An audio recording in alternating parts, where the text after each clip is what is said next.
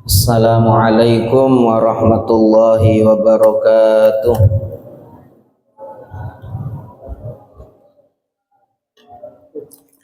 Al-Fatihah. A'udzu billahi minasyaitonir rajim. Bismillahirrahmanirrahim. Alhamdulillahi rabbil alamin arrahmanir rahim maliki yaumiddin. Iyyaka na'budu wa iyyaka nasta'in. Ihdinas siratal mustaqim. Siratal ladzina an'amta 'alaihim ghairil maghdubi 'alaihim waladdallin. Amin. Bismillah, alhamdulillah, assalatu wassalamu ala rasulillah Muhammad ibni Abdillah wa ala alihi wa sahbihi wa mawalah, la hawla wa la quwwata illa billah, ma ba'du. Para bapak dan ibu yang saya hormati, alhamdulillah pada malam hari ini Allah memilih kita untuk bersama-sama hadir di masjid yang insyaallah penuh berkah ini, untuk bersama-sama kita melaksanakan sholat maghrib berjamaah, dilanjutkan dengan pembacaan Ratibul Haddad, yang dilanjutkan dengan pengajian kitab Matan Al-Ghayah wa Taqrib. Mudah-mudahan hadirnya kita di masjid ini jadi sebab kita termasuk orang-orang yang dirahmati oleh Allah Subhanahu wa taala, diampuni segala salah dan dosa kita, dan kelak pada hari kiamat kita mendapat syafaat dari Nabi Muhammad sallallahu alaihi wasallam. Amin ya rabbal alamin. Kitab Matan Ghayah wa Taqrib. Bismillahirrahmanirrahim, halaman 14. Bismillahirrahmanirrahim. Qala al-musannif rahimahullah ta'ala wa nafa'ana bihi wa bi'ulumihi fid dharain. Amin ya rabbal alamin. Ila angkol. Faslun utawi iki iku fasal suwiji. Wala yajuzu lan ora wenang apa isti'malu awaniz zahabi, amrih nggunakake pira-pira wadahe emas, wal fiddati lan perak, wa yajuzu lan wenang apa isti'malu ghairihima, amrih nggunakake liyane zahab wal fiddah, az-zahab wal fiddah, minal awani saking pira-pira wadah. Bismillahirrahmanirrahim. Pasal larangan memakai bejana emas dan perak. Ini terjemahnya salah, dibeneri. Di depannya ditulis tidak boleh, dalam kurung haram, tidak boleh dalam kurung haram menggunakan peralatan rumah tangga atau wadah. Wadah ini umumnya, tapi maknanya adalah semua peralatan rumah tangga. Tidak boleh atau haram menggunakan peralatan rumah tangga yang terbuat dari emas dan perak. Itu tidak haramnya dicoret, itu salah. Coret, itu tidak haramnya coret. Sedangkan menggunakan peralatan rumah tangga yang terbuat dari selain emas dan perak itu boleh. Yang betul itu terjemah. Baik, bismillahirrahmanirrahim. Terkait dengan penggunaan emas dan perak, ini ada di Babul Aniyah.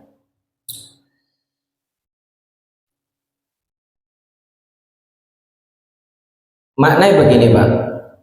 Yang pertama, emas dan perak itu haram bagi laki-laki dan perempuan jika digunakan untuk wadah makan, minum, dan perabotan. Emas dan perak haram bukan hanya bagi laki-laki, bagi laki-laki dan perempuan Jika emas dan perak itu digunakan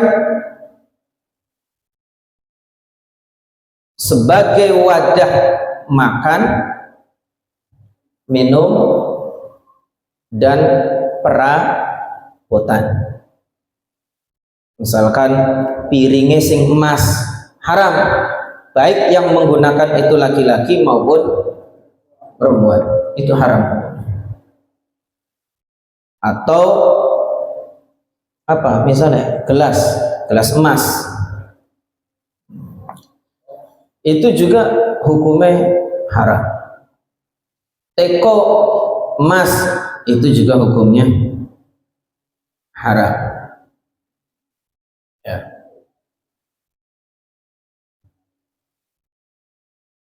Fatahrumu 'ala rijali wan nisa'i lima fihi minal khuyala'i wa kasri qulubil fuqara.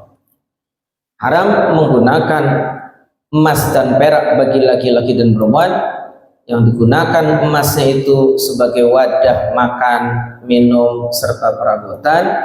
Di antara hikmah atau sebab pengharamannya adalah minal khuyala, karena termasuk kesombongan, wa kasri qulubil fuqara, karena juga menyakiti hatinya orang-orang fakir.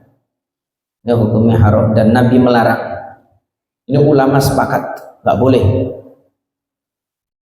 Sendok dari emas nanti setelah dipakai, wah emang nih kantongnya bah. Nah, insya Allah. Jadi emas dan perak haram bagi laki-laki dan perempuan jika digunakan sebagai wadah makan, minum, serta perabotan. Yang kedua, emas dan perak boleh sebagai perhiasan untuk wanita saja. Emas dan perak boleh dijadikan perhiasan hanya untuk wanita saja. Maknanya haram untuk perhiasan laki-laki, haram emas dan perak, kecuali cincin perak,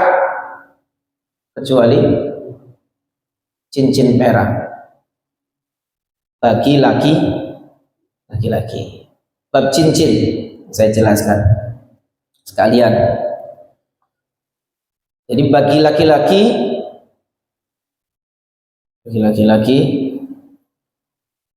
sunnah menggunakan cincin yang terbuat dari perak.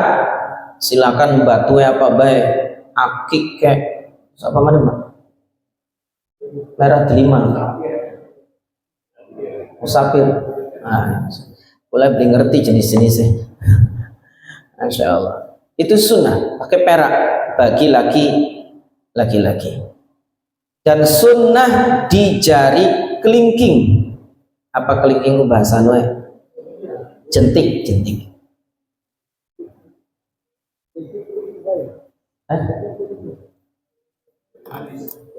Kalau ini apa? Ini kelingking. Bahasa Indonesia kelingking, Mas. Bahasa Jawanya jentik. Kalau ini, yang ini apa? Bahasa Indonesia jari manis. Bahasa Jawanya kelingking. Kan beda ya? Beda. Jadi sunnahnya di jari. Ini bagi laki-laki ya. Kalau bagi perempuan boleh di jari mana saja. Kita bahas laki-laki. Bagi perempuan boleh di jari mana saja. Bagi laki-laki sunnahnya di jari apa ini? Ya jentik, misalnya jentik belah. Oke, terusan kelingking. Jari jentik sunnah. Jari jentik. Atau boleh di jari manis.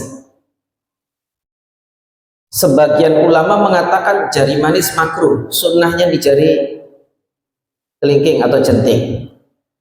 Makruh di tengah dan di telunjuk. Pakai cincin makruh di jari tengah dan jari telunjuk. Masalah satu guru kami itu ngomong, santri kok pakai cincinnya di jari tengah dan jari telunjuk, ngaji telat ya. Beliau ya gitu, ngaji telat ya. Sebab Sayyidina Muhammad SAW, Nabi kita Muhammad SAW pernah melarang sahabatnya untuk memakai cincin di jari tengah dan di jari telunjuk. Tapi tidak haram, tidak haram. Tidak haram. Apa maknanya? Ya bokat mau wis ning tengah ya marok nih tukang cincin dipotong sedikit, kira-kira bisa pindah ke jari manis. Nah, ya syukur-syukur bisa di jari. Nah, kalau jempol tidak menjadi pembahasan. Kenapa? Tidak lazim. Wong cincin kok ning jempol, tidak lazim. Ini bagi laki-laki ya. Kalau bagi perempuan boleh di jari mana saja. Kalau bagi laki-laki sunnah ning jari jentik. Dan boleh pakai cincin, Pak, Bapak-bapak, di tangan kanan atau kiri. Boleh. Tangan kanan atau kiri. Dan mata cincinnya boleh di atas, boleh di bawah. Nabi SAW sering juga pakai batunya itu di batin telapak tangan. Kadang di atas seperti ini. Ya. Madwarubah bukan anak ulama cincinnya dibalik. Itu mereka ngerti karena Nabi juga sering menggunakan cincin dengan batunya posisi di dalam. Boleh di tangan kanan, boleh di tangan kiri. Nabi kadang di tangan kanan, banyak riwayatnya di tangan kanan, banyak juga riwayatnya di tangan kiri. Tapi lebih baik di tangan kanan. Jentik tangan kanan. Kenapa? Sebab Nabi Muhammad Sallallahu Alaihi Wasallam suka tayammun, memprioritaskan yang kanan dalam hal yang bersifat takrim, penghormatan. Jadi Nabi itu senangnya kanan. Termasuk, mohon maaf, pula biasa pakai rida, ini sorban, biasanya di kiri. Ketika diijazai Habib Jindan, itu beliau pakai di kanan, dan Habib Munzir juga pakainya di kanan. Sayyidi Habib Umar juga pakainya di kanan. Nah, pula beli biasa, kapan yang kanan, rigelan bae, Pak. Pakai biasa ning kiri. Ya boleh di kanan atau kiri, tapi lebih baik di kanan. Ya, karena Nabi itu dalam hal-hal yang bersifat takrim, penghormatan, sesuatu yang dihormati, lebih mendahulukan yang kanan. Kemudian cincin bagi laki-laki lebih dari satu, hukumnya haram menurut sebagian ulama, baik dipakai dalam satu tangan atau dua tangan. Ini sebagian ulama mengharamkan menggunakan cincin bagi laki-laki dengan berbilang. Sebagian ulama, sebagian yang lain mengatakan boleh menggunakan dua tangan, dua cincin, boleh dalam dua tangan, masih wajar, kanan satu, kiri satu. Jadi kalau trembel lebih dari satu, ini sebagian ulama menghukumi haram bagi laki-laki. Kenapa? Sebab menyerupai wanita dan menyerupai orang bodoh. Nah, bagi laki-laki, kalau perempuan boleh, Bu, 4 boleh pakai. Tapi aja KB jari sampai cincin nggak bisa beli katon jari ya saking banyak ya. Ya, sebagian ulama mengatakan boleh lebih dari satu asal tidak dianggap israf secara adat, berlebihan secara adat. Ini kitab Buhyatul Mustarsyidin dan juga ada dalam kitab I'anatul Talibin. Cincin selain perak bagi laki-laki, ulama berbeda pendapat. Kalau emas jelas haram, cincin emas jelas haram. Ini selain perak, maknanya besi misalnya. Ada yang memakruhkan dan ada yang membolehkan. Ada yang memakruhkan, ada yang membolehkan. Kemudian semua bentuk perhiasan boleh untuk wanita. Semua bentuk perhiasan boleh untuk wanita. Perhiasan khusus wanita atau perhiasan apa saja yang perhiasan apa saja umum tidak diperkenankan bagi laki-laki, karena perhiasan adalah kebiasaan perempuan. Gelang, kalung, bandung. Orang tulis bandung. Apa bandungnya? Ya bandung, oneng rambutnya. Anting itu tidak diperkenankan. Ya, tidak diperkenankan. Wong lanang kalungan atau antingan, ya, atau banduan itu tidak diperkenankan. Bagaimana kalau jam tangan? Jam tangan, Pak Budi misalnya pakai jam tangan, boleh Pak Budi. Bagi laki-laki, asal jam tangan khusus laki-laki. Jadi Pak Budi nggak boleh pakai jam tangan gambarnya Hello Kitty, nggak boleh. Ya. Bagaimana dengan sekarang ada apa itu kokat apa nih? Gelang. Itu kalau hajat boleh, hajat tuh linu bae aja, tapi jare wong-wong kan nganggo kain apa nganggo gelang koka supaya peredaran darahnya lancar, itu ada hajat. Tapi kalau tidak ada hajat lepas. Ya, tidak diperkenankan.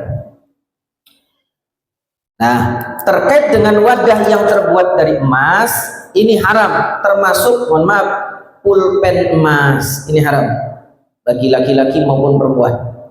Karena bukan termasuk perhiasan yang dipakai, haram. Jadi nggak usah ngelamun, wah andaikan aku punya 10 pulpen emas, nggak usah. Kaca emas, sepeda emas, itu hukumnya haram. Sing halal emas budi untuk istrinya tadi. Halal. Baik, para bapak dan ibu yang saya hormati, yang disepakati haram adalah wadah untuk makan, minum, itu haram. Adapun selain itu kebanyakan mengatakan haram. Baik, gimana kalau saya ini jadi kasih mangkok emas? Bu kenalannya karo sapa, kasih mangkok emas. Ya datanglah ke tukang emas, ganti dengan kalung, ganti dengan cincin, atau dirubah dari cincin 10 emas apa kalung atau gelang boleh. Nah, jangan menyimpan mangkuk, piring, wadah yang terbuat dari emas. Tapi kan saya nggak pakai. Sebagian ulama mengatakan tetap haram. Kenapa? Ya siapa yang bisa menjamin anak cucu kita nggak pakai? Tetap hukumnya haram. Sekarang pertanyaannya, gigi emas bagaimana hukumnya? Anak wong sombong, gelangnya emas anyaran, iku pira. Hanya cuma nawar, iku pira regane, iku pira. Beli sing dagangnya untungnya emas 5.000 sambil nyengir, ngambil gelang emas udah sombong.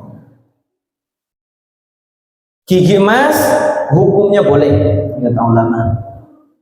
Gigi emas hukumnya boleh. Karena ada hadis riwayat Imam Abu Dawud, ada sahabat hidungnya terluka, lalu kemudian memakai hidung emas. Lalu kemudian ulama mengkiaskan gigi ke hidung. Ini ada dalam kitab Al-Fawaidul Janiyah. Ya. Gimana kalau mayat giginya emas? Jika keluarganya ridho, maka boleh untuk tidak dicabut. Sebaiklah usah dicabut gigi melas, usah itu boleh, dan tidak termasuk idha'atul mal, tidak termasuk menyia-nyiakan harta. Kenapa? Sebab tujuannya adalah memuliakan mayit atau jenazah, dan boleh menurut syariat, nggak usah diambil, nggak apa-apa. Bagaimana kalau pengen dicabut? Boleh, cabut aja eman nih, ya boleh, dengan catatan jangan sampai mencederai kehormatan mayit. Nah, adapun masjid yang berhias emas, hiasan emas dalam mazhab Syafi'i yang dikukuhkan hukumnya haram. Jadi Masjid Asyhada dosa, dua dipakai emas dosa. Atau mimbarnya terbuat dari emas, nggak usah. Ya, kapal emas palsu boleh. Iya, itu dalam mazhab Syafi'i yang dikukuhkan hukumnya haram. Kecuali menurut Imam Bulkini. Nah, Imam Bulkini mengatakan boleh kalau niatnya untuk mengagungkan syiar, ya, untuk mengagungkan syiar. Sedikit lagi, kemudian terkait dengan wadah, sunnah Pak menutupi wadah air atau wadah makanan dengan apa saja termasuk kayu. Misal, mohon maaf, ini ada air, maka sunnah ditutupi. Kalau ada tutup yang seperti ini ditutup, jangan dibiarkan dalam satu malam itu terbuka, atau ditutup dengan pulpen atau sendok seperti ini, walaupun seperti ini. Kenapa? Ada hadis fisanati lailatun yang zilufiha wabaun la yamurru bi'ina'in laysa alaihi ghita au siqain laysa alaihi wika illa nazala fihi min dzalikal wabah. Dalam satu tahun itu ada satu malam wabah itu turun, dan ini akan masuk ke wadah-wadah yang tidak ada tutupnya, ada air apa. Nah, kalau wabahnya masuk kita minum, nanti kita jadi sakit. Ini hadisnya riwayat Imam Muslim, sahih ya, makanya ditutupi wadah-wadah itu. Kami diajarkan walaupun dengan pulpen begini, nah, tutup, jangan terbuka. Wadah apa baik tutup, khawatir malam itu ternyata turun wabah, ternyata masuk ke wadah atau gelas makanan minuman kita. Ini saja, wallahu a'lam bishawab.